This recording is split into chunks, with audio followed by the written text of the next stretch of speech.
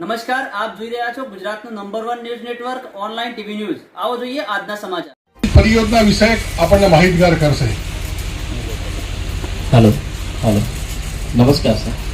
લોક સુનાવણીનું આયોજન કરેલ છે, જે અન્વયે અત્રે ઉપસ્થિત શ્રી એસડીએમ સાહેબ એસસી ચૌધરી સાહેબ તથા પ્રાદેશિક અધિકારી શ્રી એફએમ મોદી સાહેબ તથા અત્રે ઉપસ્થિત મહેમાનગણનું હાર્દિક સ્વાગત કરું છું.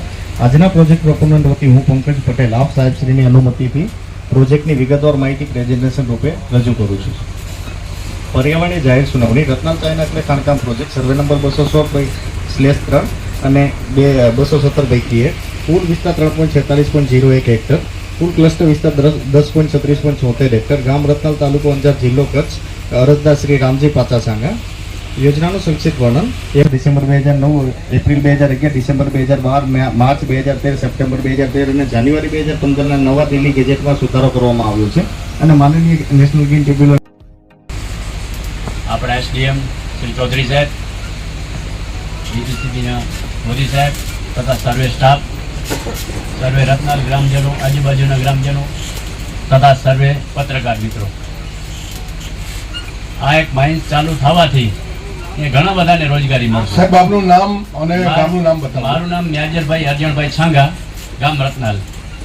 અહીંયા માઇન્સ ચાલુ થવાથી ઘણા બધાને રોજગારી મળશે. ટ્રકોના ડ્રાઈવર, ટ્રક માલિકો, એટલે આવતા ભવિષ્યમાં મુંગવારા, ધાણેટી, નાડાપા જે બધી ફેક્ટરીઓ છે એ પ્રમાણે હવે આ ઇલાકામાં પણ ફેક્ટરીઓ ચાલુ થશે અને રામજીભાઈને ખૂબ ખૂબ અભિનંદન એની જે માઇન્ડ ચાલુ થાય બદલ.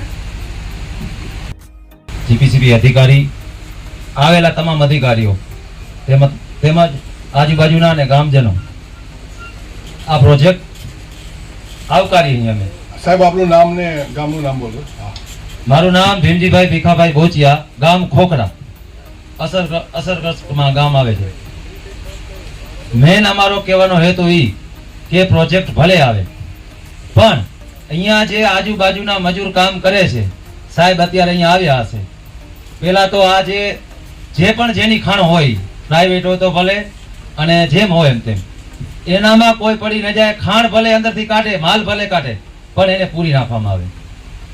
ખાલી નફો લઈને અને એમાં માણા પડે કે જનાવર પડે, એમાં કોઈની કોઈ ગેરંટી નથી અને કદાચ ગાડીએ પડી જાય. અહીંયા જોયું કે એ કહે છે કે આ મેઇન રસ્તો છે એમાં 33 ફૂટમાં કરશું, માનીએ આપણે, પણ એક માનવતાના ધોરણે અમારો કહેવાનો હેતુ એ છે કે જે પણ ખાણ થાય, ખાણ ખોદે એના પાછળ એને પેકિંગ કરવામાં આવે, બંધ કરવામાં આવે, જેથી કરીને કોઈ પણ મજૂર વર્ગ કે કોઈ પણ બીજો પણ માણસ પડી જાય.